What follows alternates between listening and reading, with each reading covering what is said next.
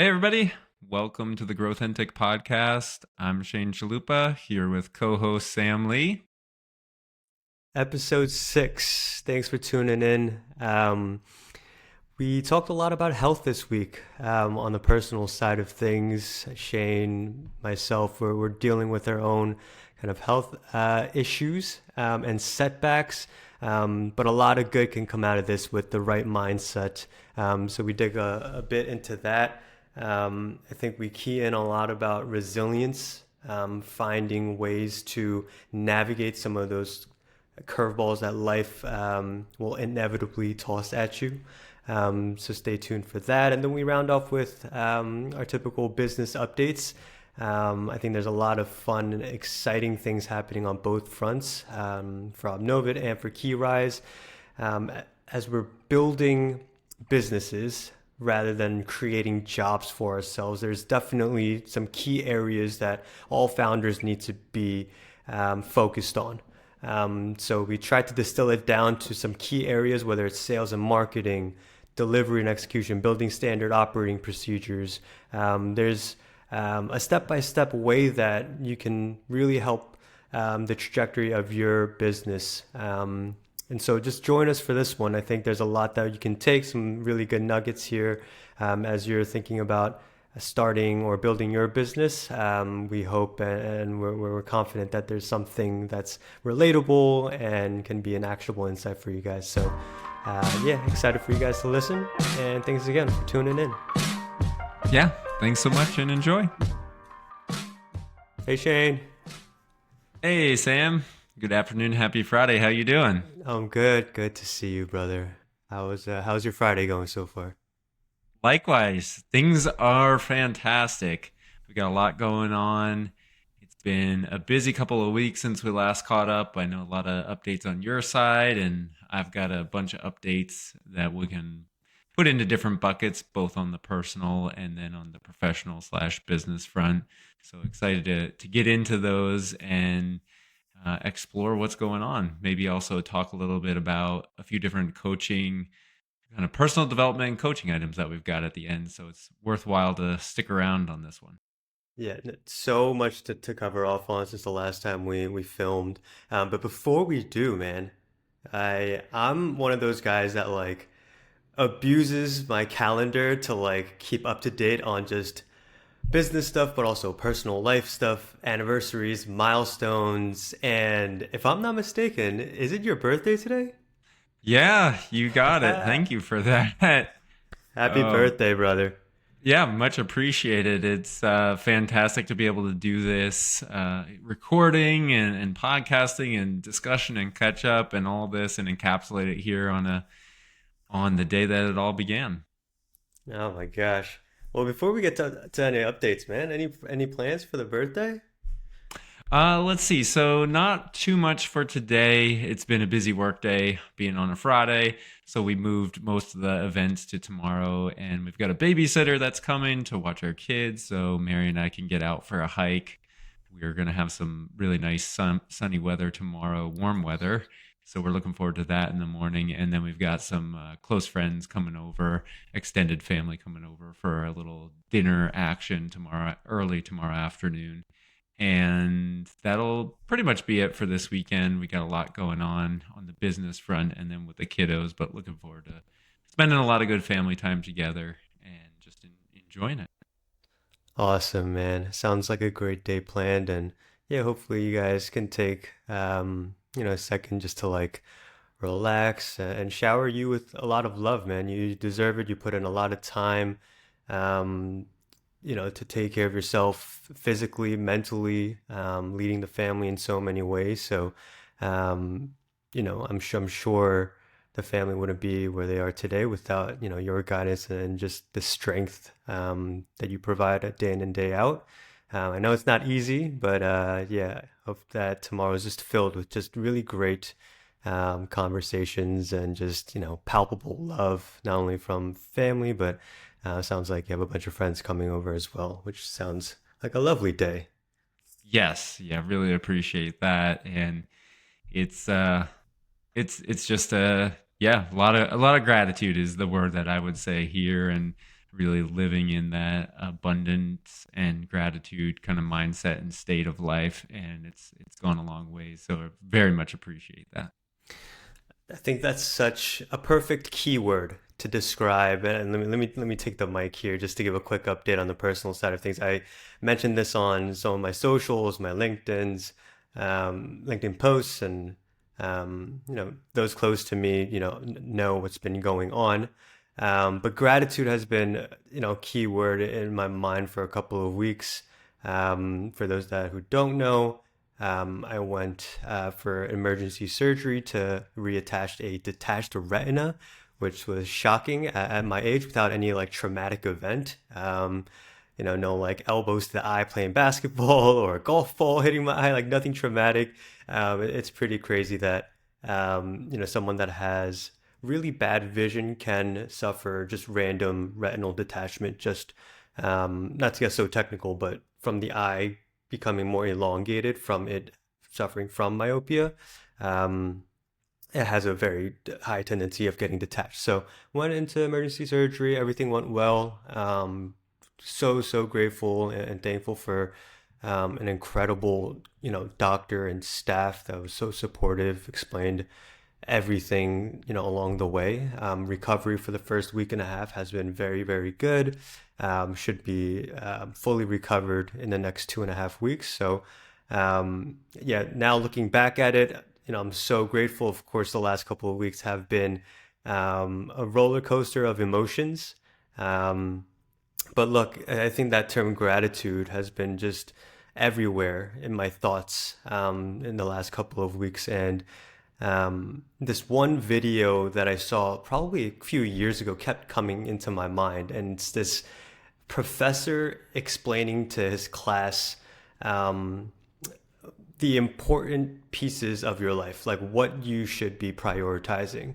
And he had this really like kind of cheesy but cool visual kind of way to explain and communicate that to his students. And it was basically this one jar. And he asked his students, hey, do you think I can fit these big rocks in the jar? And they were like, yeah, of course. And so he puts those rocks in there and it fits. And then he shows like a bag of sand, and he was like, hey, do you guys think I could, pour this bag of sand into this jar? And everyone was like, yeah, obviously. So he pours it in. And then he has like finally like a little bowl of water, and he's like, hey, do you think I could pour some water in here? And they're like, obviously, yes. And so he said, if we did it in the opposite way, if I poured water in there first, if I poured this whole bag of sand and I tried to put those last bit of pieces of rocks, it wouldn't fill up. It would actually overflow. And so it's kind of this visual representation of filling your life with what's most important first. So what are those big pieces, those rocks in your life? And for me, that was always my faith, family, and my health. And then the sand is stuff like your business, other kind of like personal goals that you might have. And then the water is like everything else, maybe money, wealth, clout Material or things. respect, material things, your car, things of that nature.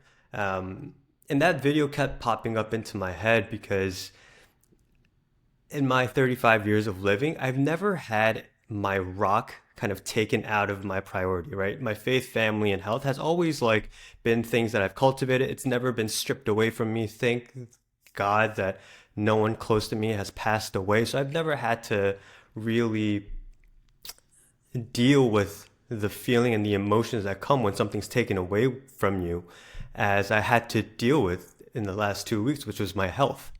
That one thing was taken away from me, and it was such a gut punch, and it really just kind of validated that it's so important as just a human or a business owner to really reset and continuously have that perspective of what's most important in your life. For me, again, faith, family, health, and then afterwards it's stuff like business, finances, wealth, future, all that stuff, and really validated that, and that feeling of gratitude of how I lost that bit of health in the last couple of weeks. I mean, I potentially lost half of my vision on my right eye, which is kind of crazy. Thankfully, that's not the case. I'm on the path to full recovery. But it really shows that life is really, really delicate. And at any moment, the most important things, those rocks in that, metaphorical jar and that symbolizes what's most important in your life can be really stripped away. So I just wanted to take a moment and just kind of put my gratitude out there as well, that I'm so thankful that I kind of get, as crazy as it sounds, I'm so thankful for the second chance of having vision. Like I never thought I would be saying that, but Yeah. no one's really invincible um, to this situation, and anything can happen, as scary as that sounds. So I think it's so important to really like count your blessings every single day, and really have your priorities straight.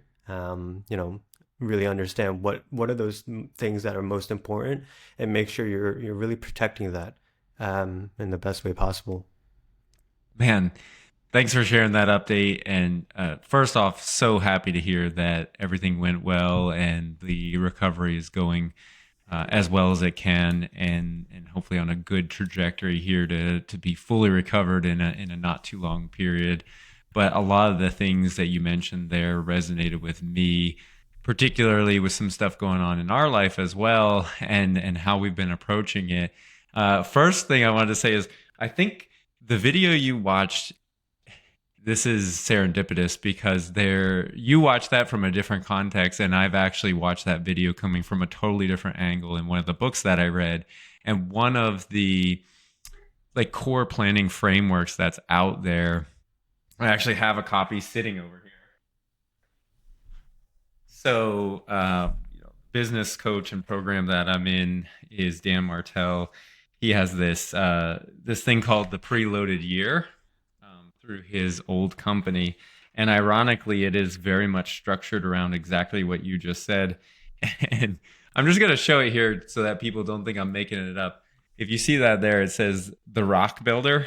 And so he has taken that video and put it into a framework and mixed in some other elements to it to make it a yearly planner, like for how you would set up and structure your year, and then how that filters down and how you live your life each day.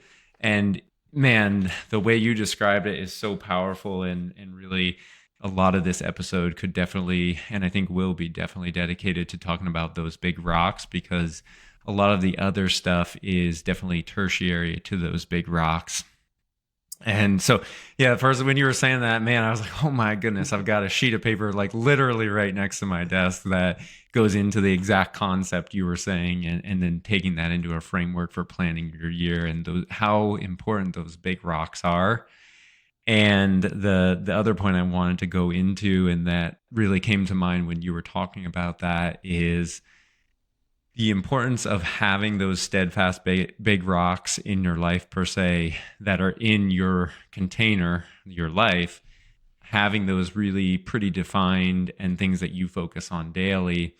And the way that I have mine, like similar to how you have your big three, I'll typically put mine into a bucket of 7, but really the top 3 are very similar.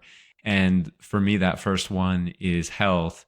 And health is a big topic in our household right now with some different things going on. But man, for me personally, when I journal every morning, the first thing that I write as far as things and goals and vision is my health. And that is such a critical piece, because it's like you can't really help anyone else if you don't have that, and how important that is to everything else that you do. And I think, your experience is just such a real life example of how important that health is, and also how fragile and how fast it can just turn upside down. So yeah, man, I can only imagine a ton of empathy for what you were going through. And health stuff is challenging because human body is such a complex system that is different in every single case. So I'm really elated to hear that everything went well and is going as planned, and glad to have you on here on the call. So much appreciated, and lots of gratitude for you for sticking it out, getting on this call, and look forward to continuing to follow that journey of recovery and back to 100% full health. Hell yeah, man. This is actually my first like meeting of sort, like actually being on the camera since getting my surgery. It's still like the road to recovery is still pretty long. Like right now I can't see out of my right eye. I think the best Wow. way to describe it, so long story short, what they did was they made a slight incision on my eyeball, went in, used laser to reattach the retina and put a gas bubble in there.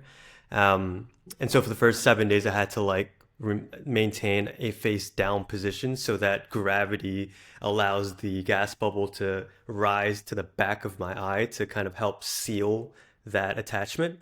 And so that bubble is still in my eye. And the best way I could describe what my vision looks like is if you've ever had swimming goggles on, you accidentally got water in there. Hmm. That's exactly what it looks like from my right eye. So it's like it's actually kind of nauseating. Like I get really nauseous just because like my vision is so wacky and my depth perception is so wrong. So I'm like knocking things over. But yeah, I hit all my milestones. I was very elated to hear that that I was healing perfectly well, and yeah, just I can't wait for me to fully heal and kind of be full swinging. But could not miss the opportunity to jump on this and record a session with you.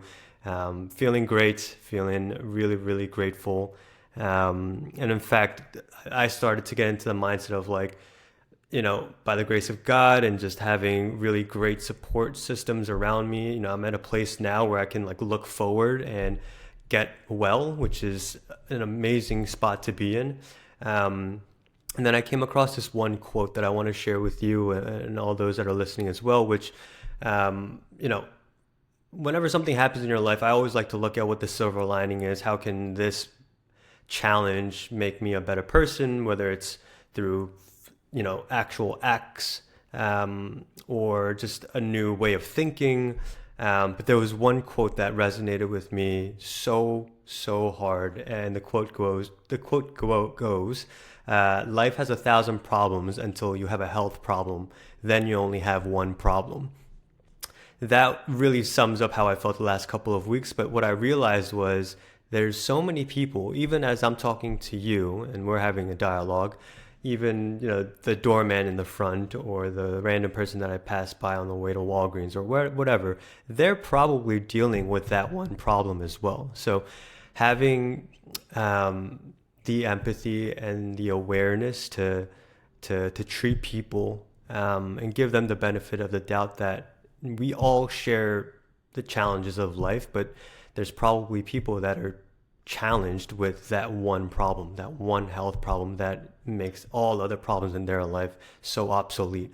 So just having that, it's not that I never had that kind of empathetic view. I do see myself as an empath, but I think this one just really elevated my sense of awareness that anyone and everyone is probably dealing with that one problem. So just be, super aware and be constantly reminded, whether it's through this conversation or maybe conversations with anyone else, um, that you're dealing with humans.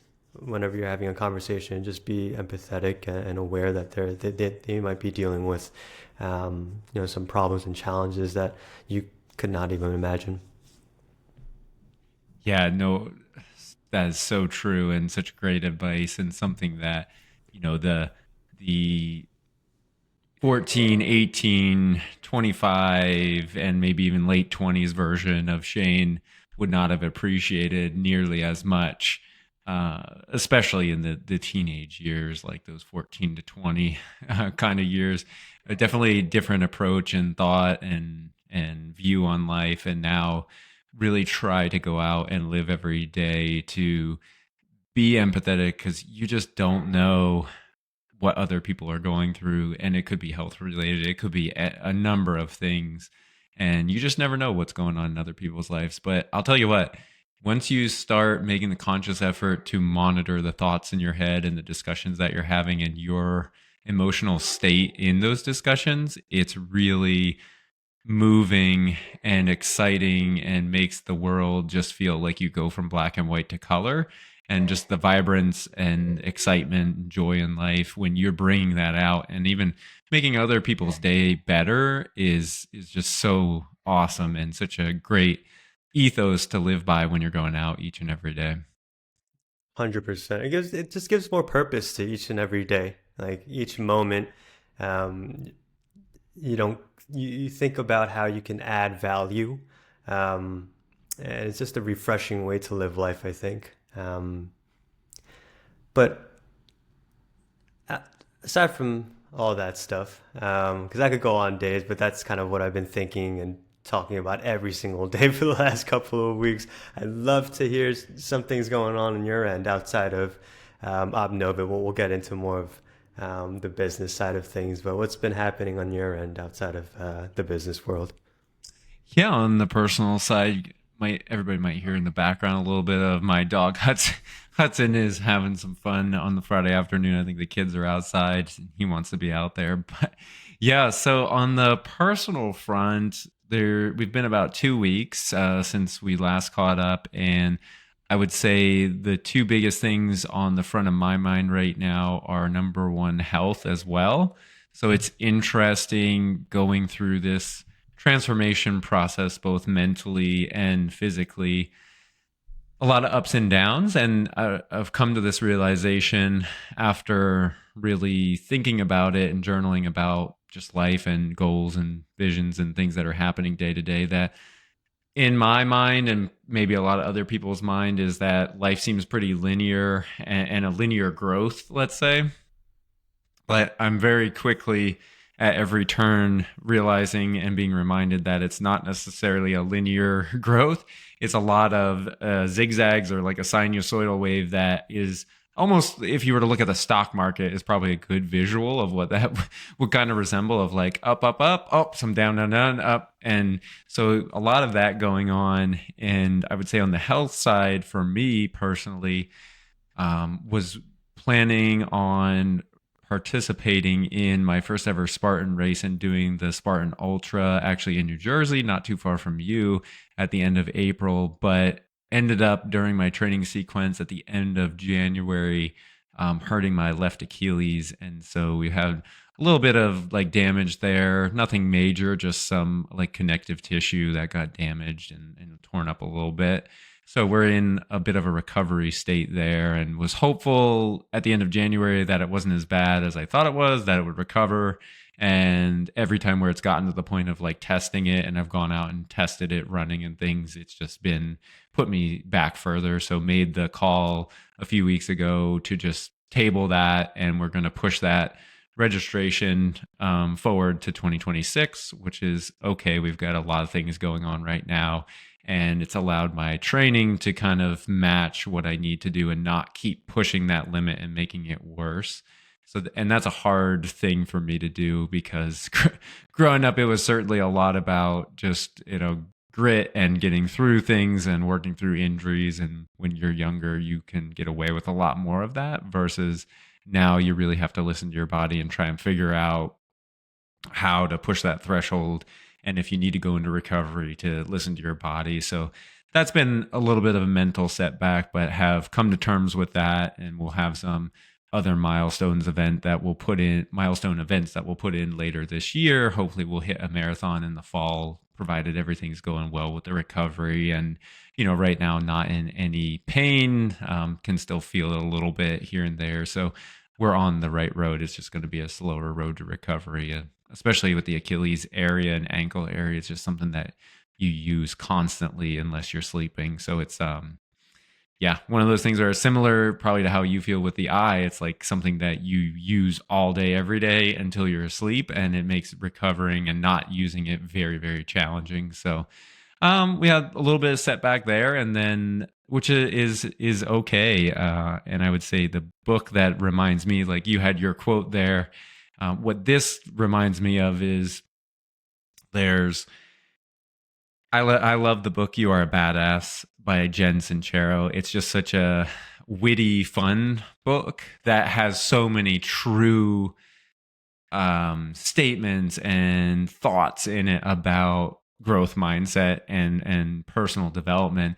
And the one example I probably have already mentioned at least once, I talk about it all the time, is there was an example of a guy who was working a great corporate job in a city and decided, after a decently long career, like over 10 years, that he just didn't want to be an executive anymore and wanted to go out and do his own thing. And finally got up the courage, decided to walk out. I'm not necessarily quitting, but leaving my job. He walks out on his last day. He's feeling free and excited. He's about to go in and start his own business, go out and do his own thing. He's walking down the street, and all of a sudden a bus goes through a stoplight and hits him. And like he survives, no problem. He's okay. But it's one of those things where it's a reminder to me of, in the book, and what I found to be true in life, is this sentiment where as you go to improve your life and make changes and you're breaking through these barriers in your life and the universe are going to give you a kick in the pants. That is for sure.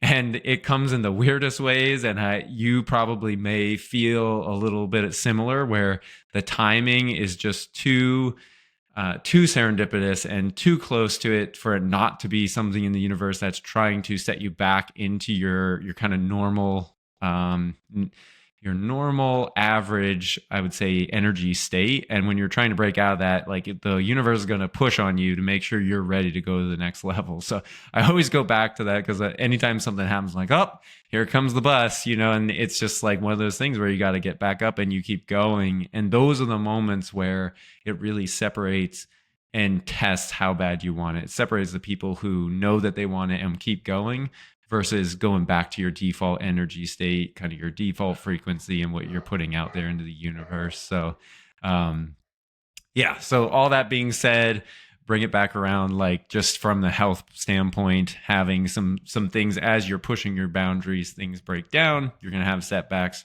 Don't get deterred. Again, think about the stock market and volatility, because that's what life is going to be like. It is, in my mind, I wanted so much to be just a nice linear growth trajectory, and it is not that, for sure. So it's dealing with the punches as they come. It's even, and go ahead. Yeah.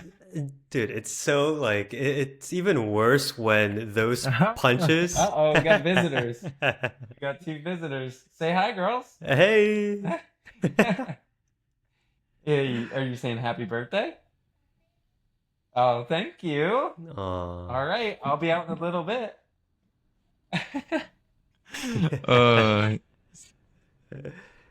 Oh, that's okay. Can you go see Mama? Thank you. I love you. Oh my gosh. Kids are so fun. It's oh man, they're special. Oh man, that's awesome. Yeah. So, you were gonna say, I think you were going into some setbacks, maybe. I was gonna say it sucks even more when those punches are not self-induced, right? Yeah. Like, oh yeah. Like for me, the whole like eye situation, like, I didn't do anything wrong, right? It's not like I decided to become a boxer and I got punched in the eye, or like I chose to go play a game of basketball and got elbowed in the eye. It was just because I had bad eyes, and it just happened over time. I wanted to, in the beginning when we were trying to find the diagnosis, like, I wanted to find why this happened. Was it something that I was doing or wasn't doing? I also had LASIK a few months ago. Well, 4 months ago. Was it anything tied to that? So I had that deep, like, feeling in your gut of like, I need to find the problem, because the problem is even like worse than the actual detached retina itself. Like, I wanted to find the source of the issue and fix that more so than fix the actual symptom. And so when I hear you talk about, the setback, related to your Achilles, and how that's not pushing you to just be in your kind of average energy state, but maybe finding new ways to, at least for the time being, still engage in physical activity, because I know that's a big, big piece of your day to day.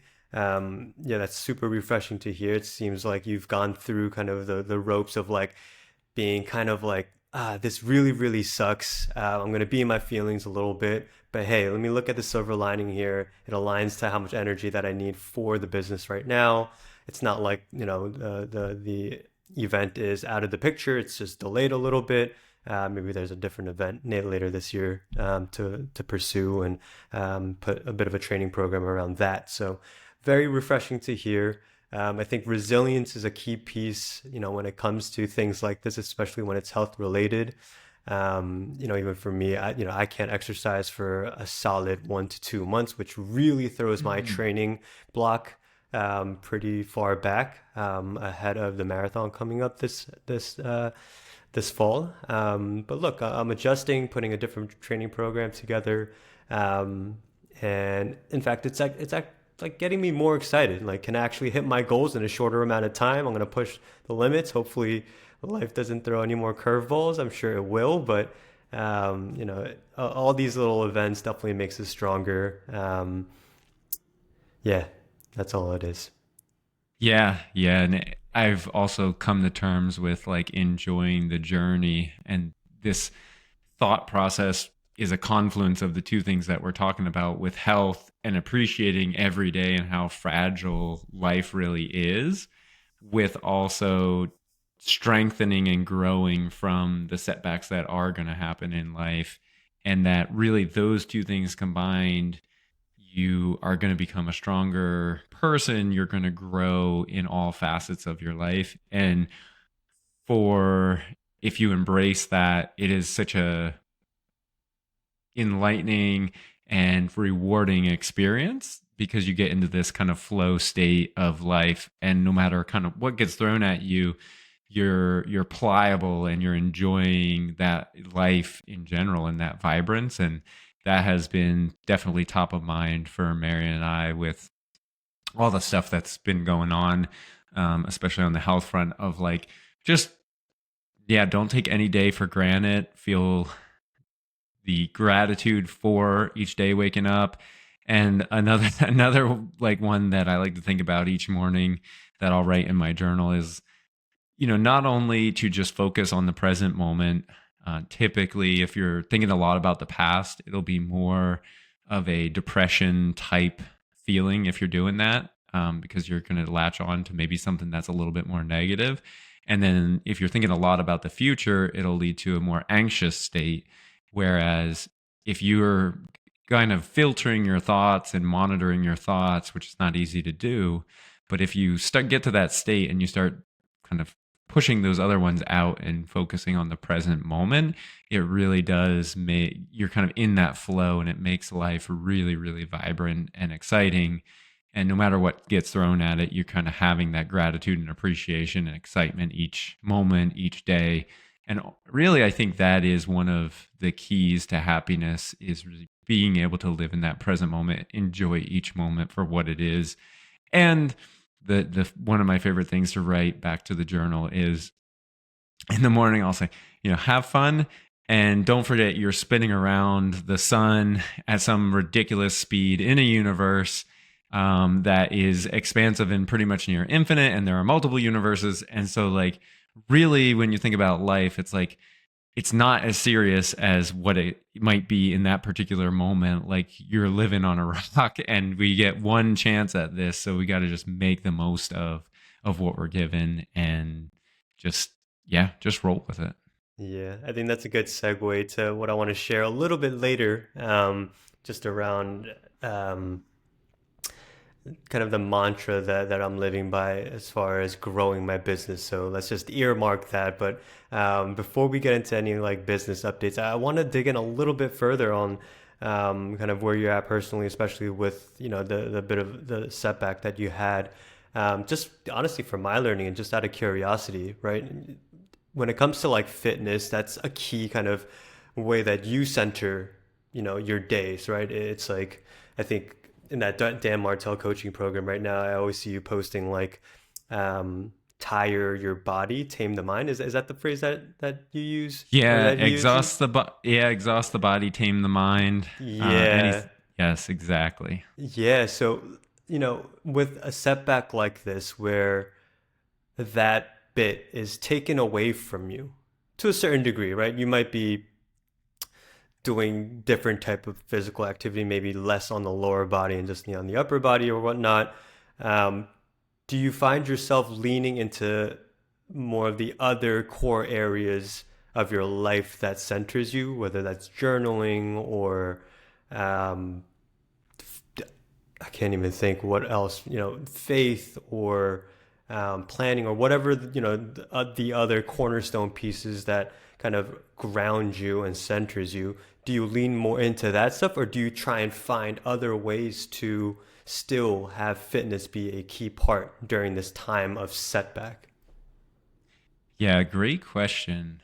I would say I have a few different responses on it. For me personally, I have opened up to other cardio exercises that I typically wouldn't have explored in the past, which is really fun and exciting, kind of like you were saying, where it's a setback, but it's actually opened up other doors in my mind that I probably wouldn't have gone down otherwise. And in my case, that's been like biking, cycling, and even, well, and rowing for sure. And then a little bit of what's called a ski erg, which is like a stationary, like skiing motion for like Nordic or cross country skiing.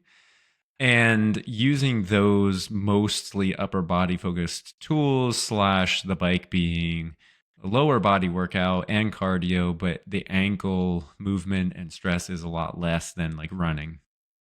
And I guess the one area I haven't explored is swimming, but that's a little bit different investment, especially with little kids, because of the time to go to a whole separate gym to go swimming. And I have no basis for swimming at all, except for just that I know how to at a basic level, but not for endurance at all.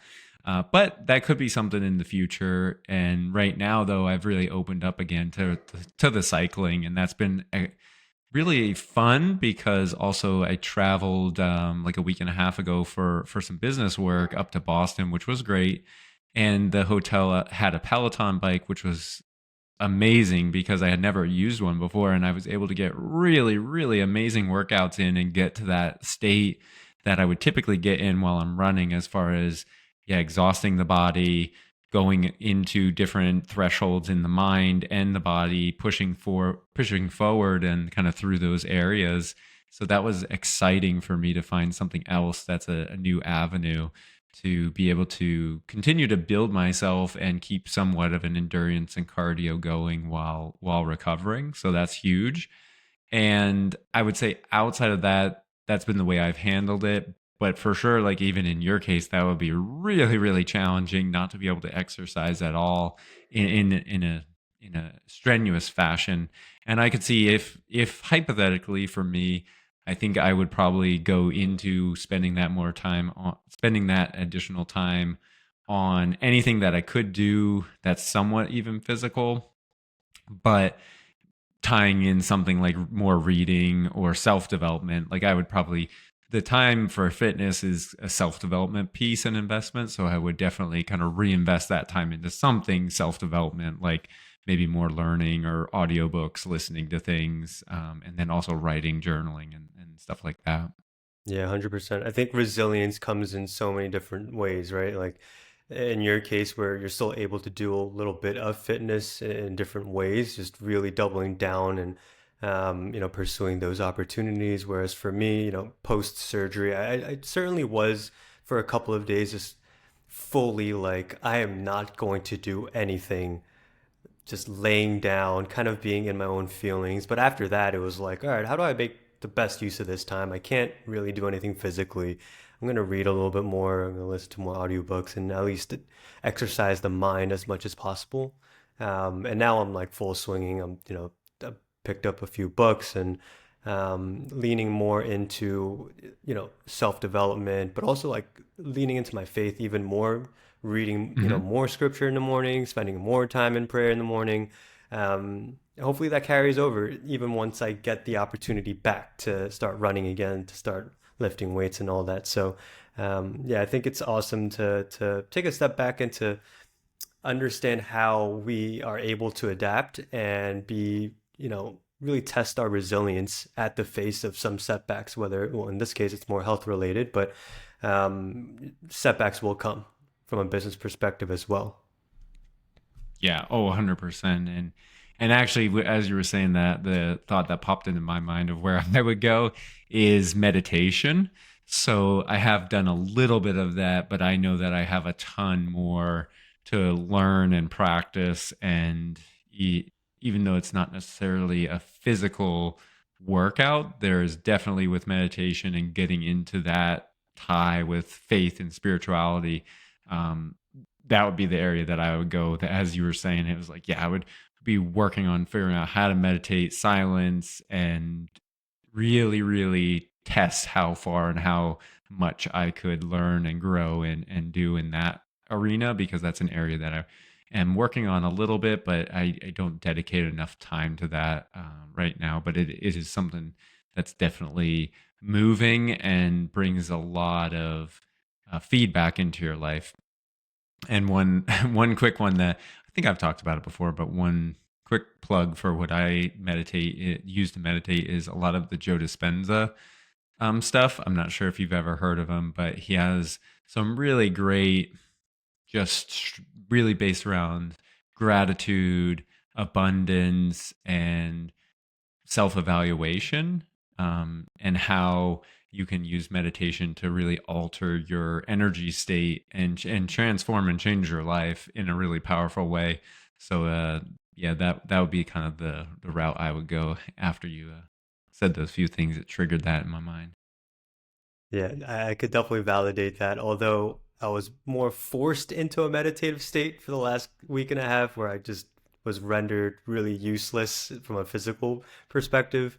Um, I, like simply put, I was really bored for a week and a half.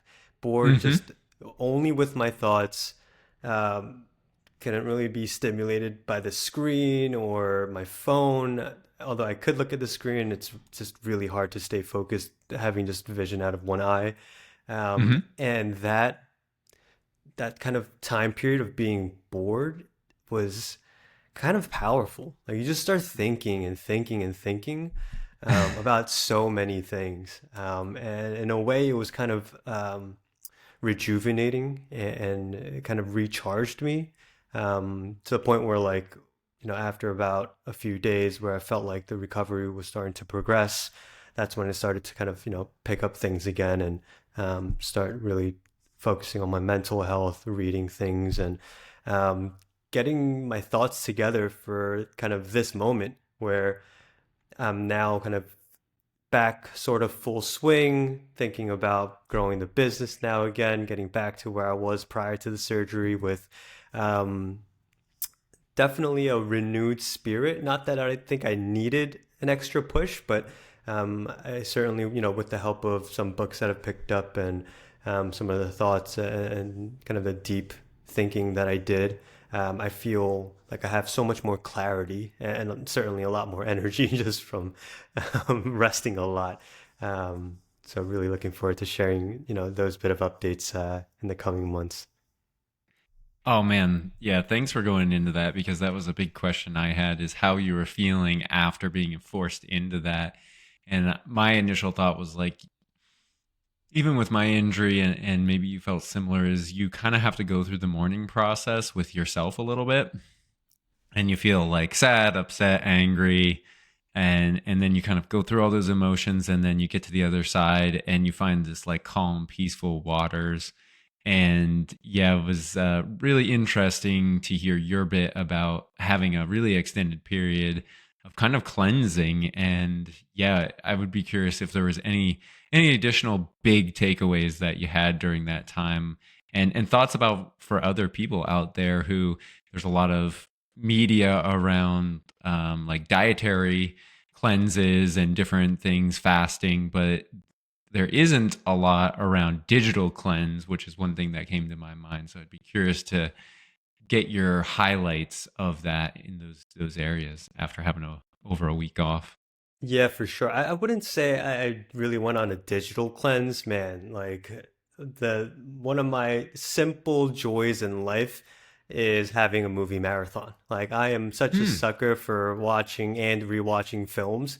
So I'm not gonna sit here and say that I went through a digital cleanse. I didn't look at the screen for a week and a half. I definitely watched a lot of great films.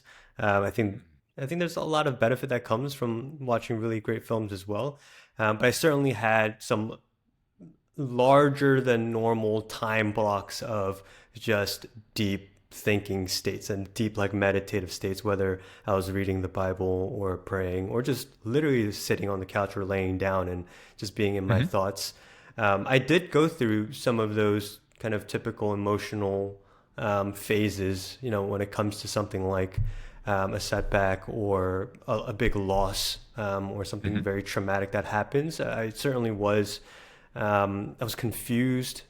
Um, I was sort of angry at myself of like, why didn't I catch this sooner? But then it actually quickly went to um, a sense of gratitude, like we were saying before.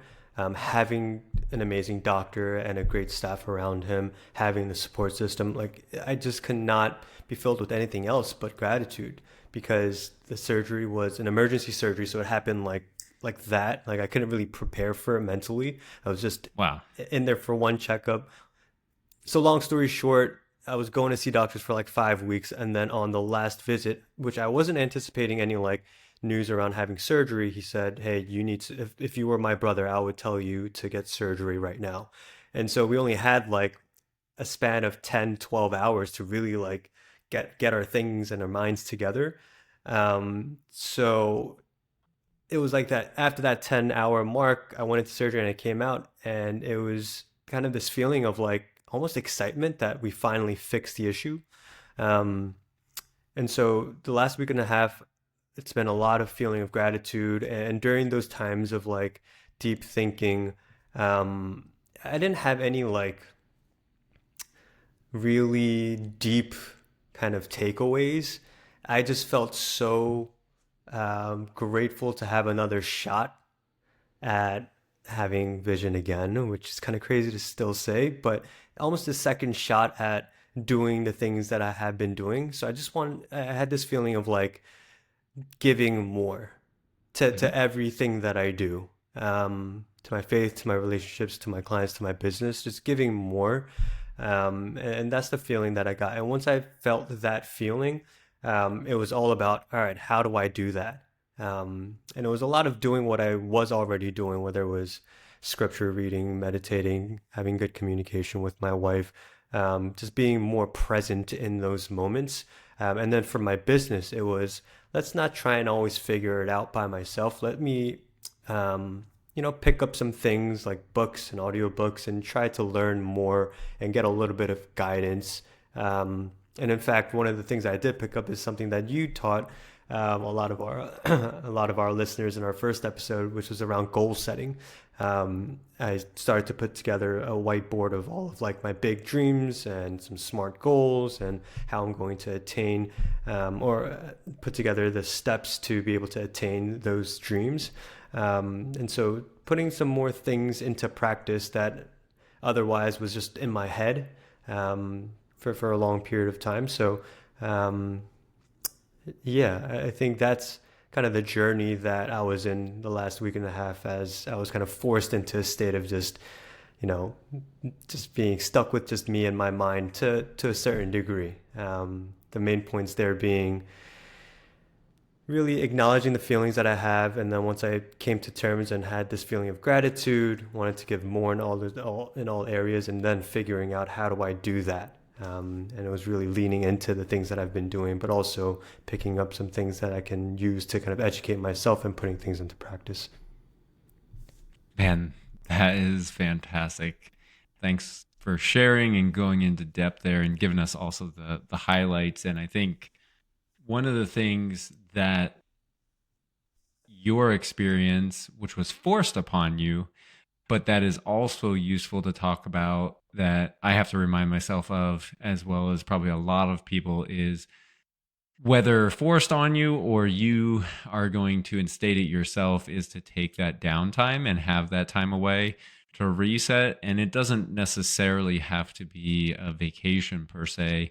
It's just a time to get away and think and let your mind just run wild. And the space that you give allows for so much creativity and organization and planning and new ideas, kind of like it's almost like clearing the underbrush or the weeds out of the garden or the forest to allow new ideas to shoot up and spring up, and let those new plants grow and give them space and room. And I think that is something that can transform your life. And of course, you never want to have it forced upon you. But I think having those recurring times where you set aside that space, however long it might be, is really important, and can accelerate the growth and transformation that you're going through for sure. So I'm glad to hear that you noticed and felt a lot of that and were able to incorporate it, and find it valuable. Yeah, and that's kind of made me think like maybe there is something to like an annual thing where, whether it's, your partner or your family, just kind of, like you said, not necessarily, it could be a vacation, or for me, like, well, I don't know why the first thing I thought of was like going to like a prayer mountain. I don't know if you know what that is, but Mhm. it's like this kind of um, area that you kind of leave. You obviously leave your home. It's a spiritual retreat where you're not looking at your phone. Some people like to fast during that time, but it's this kind of pure state in which you're just with your thoughts, and in this case, you're in a spiritual state. And I think something like that on a more regular basis to kind of mimic what I've gone through for the last couple of weeks can be very healing and very energizing. And it just came to my mind that that might be something worth kind of unpacking and maybe instilling on more of like an annual basis could be really powerful, I think. Yeah, I would agree with that big time, and then maybe even having a smaller version of that as checkpoints, monthly, quarterly. You could even do it weekly, monthly, quarterly, and kind of modulate the size of those expeditions, I'll call it. But then, yeah, having at least that yearly cornerstone of like a spiritual venture, mental reset, which, like you said, it doesn't have to necessarily be a traditional vacation, but can be a very decisive, pointed period of time that's dedicated to a certain initiative, like um, something along the lines of spiritual meditation, faith based. Any of those areas would definitely, I think, be very moving and powerful. And from what I've observed and kind of seen in my coaching group and other people who are at these other next levels in life, they typically are doing that. So I think it's I'm looking forward to doing the same, and maybe you and I will even be able to do that together at some point. That would be really, really awesome. That would be super cool, man. Look, let me tee you up a little bit. I know you're still part of the coaching program. Obnovit's still rocking and rolling. Any updates that you'd like to share that you're excited about on either end of the spectrum, coaching program or um, on Obnovit? Yeah, thanks. I think we'll start with Obnova in the business. We had a lot of excitement the last few weeks. So we've got a new client and project where Mary, we're partners in the business. She wears a traditional, or has traditionally been in the sales arena and that side of things, and I've traditionally been in the technical side. And Obnova is a fusion of those two pieces. And so we got our first client in the sales arena where she'll be an independent sales rep for a company that's newly formed and coming out called Telematics Depot. And we can unpack that in more detail. But at a high level, it is a company that is going to sell full on solutions for telematics, which are kind of like computer tracking systems, let's call it, that go on material handling equipment, which is kind of a short or an industry way of saying forklifts and other industrial equipment that's used to move things in warehouses and facilities. And the solutions that she'll be selling are going into largely industrial areas. And the big things there are safety, compliance with OSHA requirements, and then also the value there. So safety, of course, is kind of, you can't really put a price on that as an operating, owning company of these assets, but it's harder to put an actual dollar value. But the real dollar value that you can attribute to this is asset data and data management and optimization, which is a huge, nearly unlimited piece that can really help a lot of the owner operators as well as the folks who are selling forklifts out into the industry. So she's going to be going full on. She's full steam ahead on that. We got that kicked off in the last 2 weeks. And then on the more technical side, I've had a number of projects come in. And with that, we're ramping up the workload, and I'm thinking about the areas of the business as you grow it. I go to 3 points that are kind of in a circle, with point one being marketing, which is really your awareness of what you're offering. Sales is the second stage, which is closing deals that you've gotten through the attention.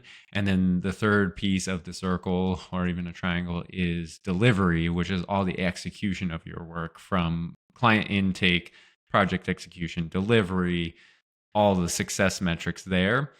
So as I'm thinking through that growth wheel and have been investing a lot in marketing and sales, now we're going to have a lot of delivery. And so then how do I sustain that and kind of keep that growth cycle going?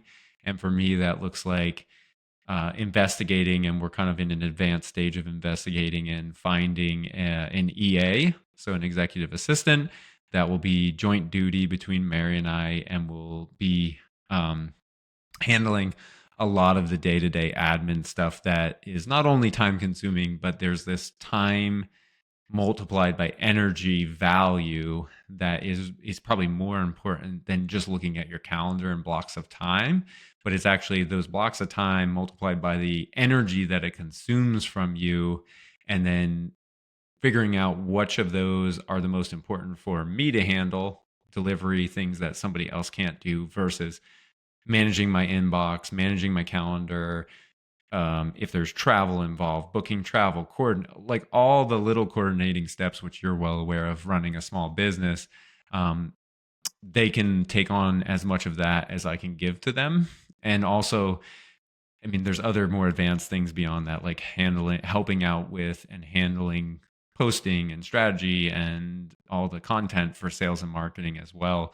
So I'm really looking forward to a pretty big boost there, with optimistically looking at kind of getting kicked off on that in the month of April. So more to come. And as I get into that process, love to spend a good portion of a session going through that. But that's really the two really big updates on our side, and very excited and grateful to be in that position. And I would say the only other piece for those out there is you have this growth wheel with the three major pieces that you have to kind of run in a continuous fashion for growing your company. And then when you're doing that, like, how do you sustain that? And that then goes over to the buyback ladder, or I mean, the replacement ladder for buy back your time. That replacement ladder, the first rung, the starting point, is an executive assistant who will handle all the stuff that you, at your level of brain, aptitude, expertise, all of that doesn't need to be handling, and preserve your energy and time to focus on the highest value things. And so we're starting at rung one, and we'll just continue to build up that ladder as we grow and get more projects and workload in to the business. That is awesome, man. Just from a selfish perspective, once you're closer to bringing that EA on board, I would love to hear more about that. I am starting to feel the need for something like that.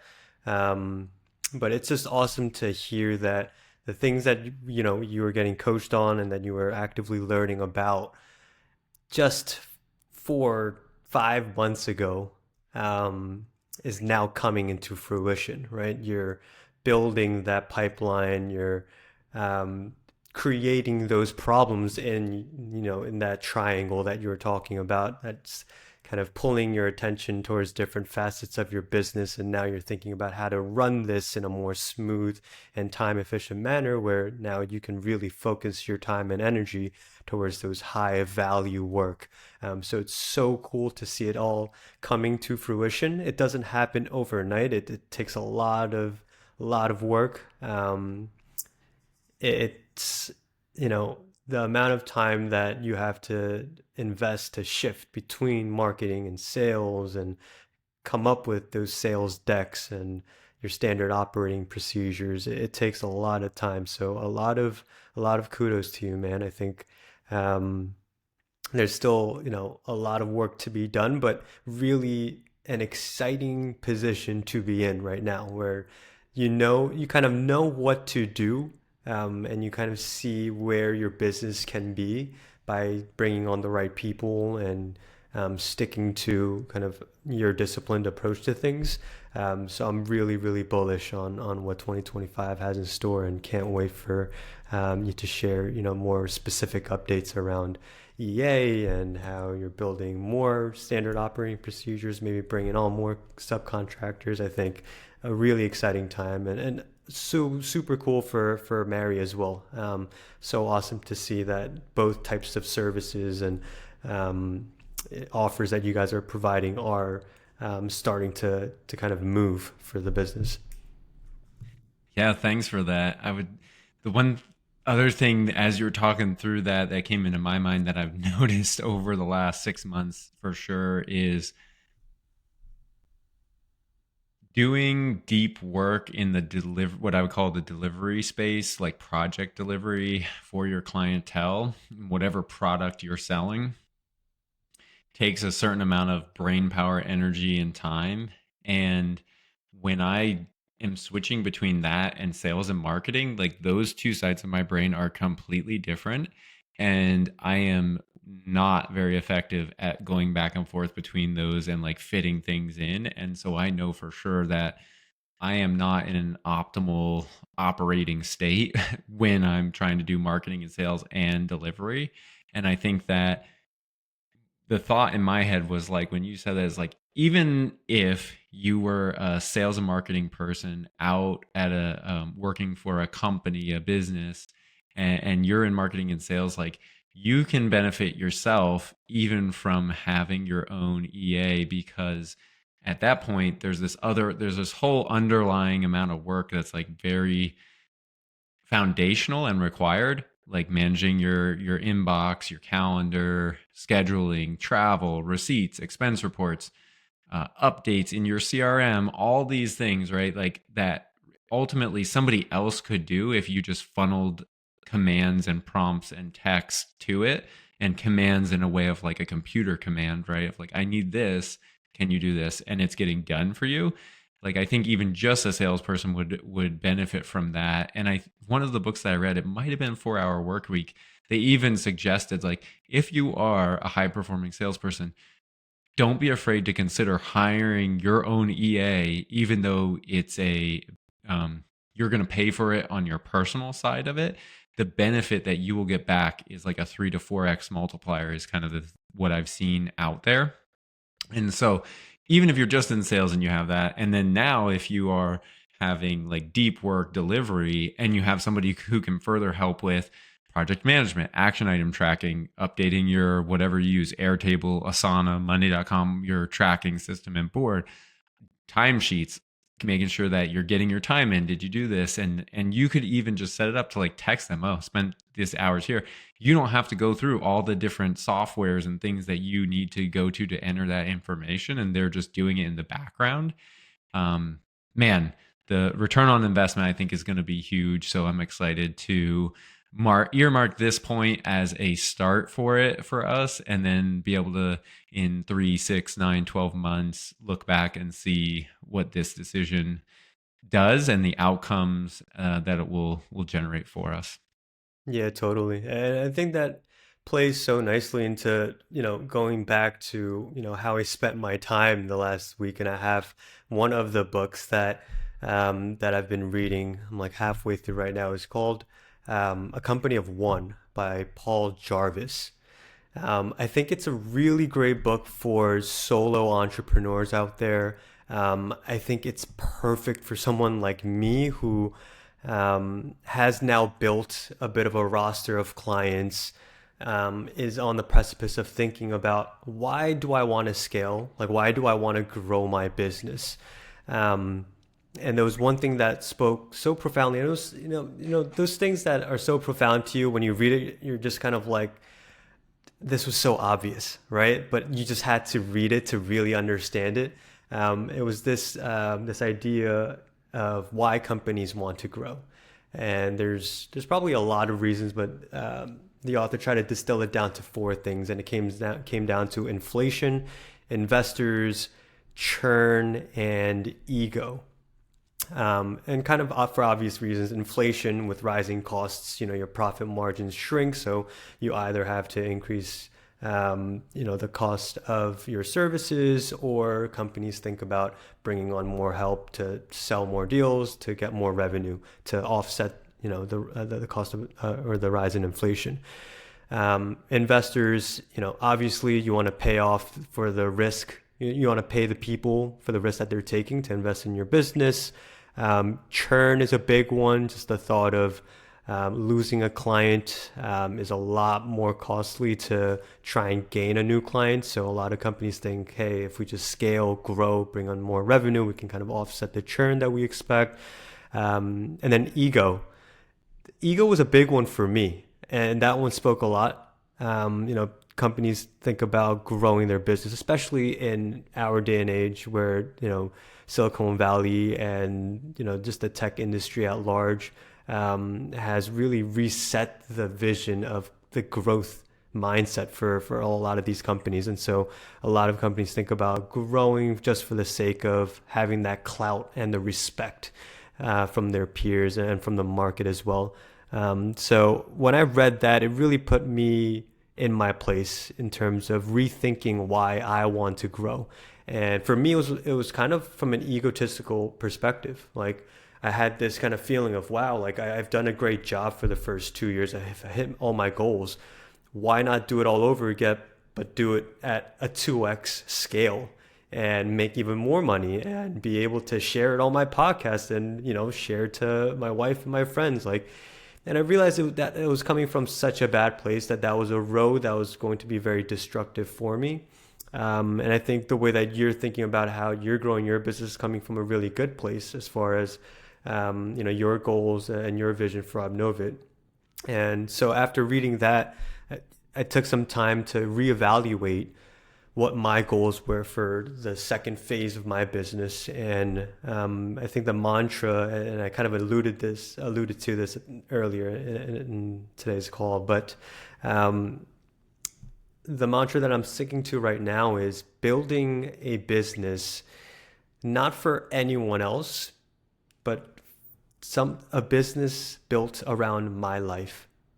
And it might sound so simple, but I think about the feelings that I had when I was in Europe, where people really work to live rather than live to work. And bringing that framework into this next stage of my business, I think is the healthiest way that I can approach it from a scaling perspective. And so what that means is having a clear goal. Like, what is my revenue goal to have the life that I want? It's not this kind of endless egotistical desire to just want to make more and more and more money, throw more revenue at the problem, more people at the problem, but really do my business and execute my business in all facets: sales, marketing, business operations, finance and admin. Do that all just a lot better and not necessarily bigger. And once I read that, it really made the outlook so much simpler. And so I'd spent a lot of time goal setting what my next year to 2 to 3 year goal looks like. And that really just trickled down into, what do I need to do from an operational and delivery perspective? So I'm starting to put together standard operating procedures in tandem with actually delivering the work and bringing on a subcontractor to take over that work. And then learning about more on the value-based pricing side of things when it comes to selling my services. So it seems like we're kind of in similar ways, in a similar area as far as dedicating our time to focusing on the different areas of our business. That's why I also would love to hear more about the EA, because I'm starting to figure out that that is a key piece. I think that will be a key piece in helping, a lot of the areas of the business kind of run on its own. Doesn't really require my time. Especially as I think about growing this business into something that's built around my life, instead of really pouring my life into this business and growing it just for the sake of growing it, in not a very healthy way. Yeah, I love that. And in those 4 areas with the one that you've honed in on being the ego. And I would say the way that I've looked at the business has always been two parts. One being that I felt like there's a lot of room out there to improve upon the employee experience as far as companies that you can work for, the management that's in place and the structure, and offering a place that allows people to really excel and grow at a rapid rate beyond the corporate structure and bureaucracy that can be involved there. And then the second part, which is summarized nicely by, again, my coaching program and Dan Martell, is creating a vision that's big enough for all of your employees' visions to fit inside, and meaning their vision and goals. And so when we created Obnova, the vision was really to create something that can move the needle in both the sustainability and improving the world around us, as well as the experience of kind of sales and bringing a new refreshed view on how that's done and making it kind of modernized experience. And really those two pieces are kind of our overarching vision and dreams. And now it's really making sure that that's big enough so that we can acquire and accumulate the right people into our ecosystem, that they have bigger visions too that can even fit inside of that. And I like that part. And I think that it really aligns with what you were saying about designing the business around your life and how you want to live. And I think that's a critical piece, because otherwise, if you're not doing it in the order of which you're looking at it, then you're going to end up building yourself a really stressful job, instead of having a business that's built around your life, and something that I know that you have grander visions where people would be able to fit inside of that container and have their own visions come to fruition, all the while, being it built around your life. And yeah, I'm excited on that. And I think there's a huge upside potential, and I'm really interested and engaged, and just looking forward to following your journey as well through this kind of growth and transition phase, and look forward to, again, sharing things back and forth about the EA on my side, and your growth trajectory on yours, and kind of restructuring of the vision for your company. Awesome, man. Well, look, I think we're way over time today. I hope everyone was able to find a couple of nuggets to take away. I know we talked a lot about just like health and personal stuff, but look, hey, this is, like we always say, it's unscripted, true, kind of honest updates about what's going on in the world of Obnovit, of KeyRise, and the folks that are kind of leading the charge on both fronts. So hopefully there were a few things that you guys could take away. And of course, please, if you haven't already, hit us with a follow, or you can email us at growthenticpodcast@gmail.com with any thoughts and questions. We're here for you guys. We want to provide as valuable content as possible, and grow a community around folks that are starting their own thing, or just want to kind of better their lives and grow personally and professionally. So Shane, I think, any final thoughts on your end before we disband? No, you did a great job summarizing, and yeah, feel free to connect with us. We've got lots of resources that we can share right now, and that will probably be making a little bit more public facing over time, as some free value added content and documentation and things along the lines for both personal and professional development and business ownership.